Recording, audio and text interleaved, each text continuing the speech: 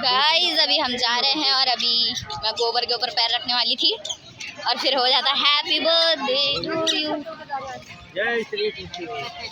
आ जाओ अभी, वरना हो जाता हैप्पी बर्थडे टू यू। मामा मामा बहुत ज़्यादा गर्मी है ना।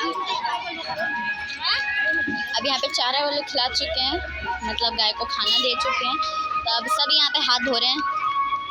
मैं नहीं धो रही क्योंकि आपको तो पता ही चल गया मैं कितनी डरपोक हूँ। उधर जाके दिखा के उसकी कितनी सारी गाय, और अभी आपको पता नहीं है इसलिए तो मैं दिखाती हूँ कितनी ज़्यादा गाय है।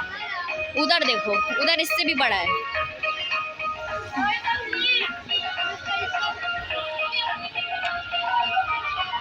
आपको अगर अभी दिख नहीं रहा ना तो मैं जूम कर दूँ।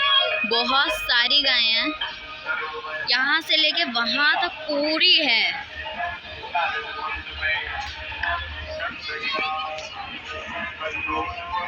मैं बिल्कुल भी नहीं दिख रही हूँ। हाँ बहन बिल्कुल भी नहीं दिख रही, पर वीडियो जरूर बनानी है। मैं इतनी ज़्यादा डर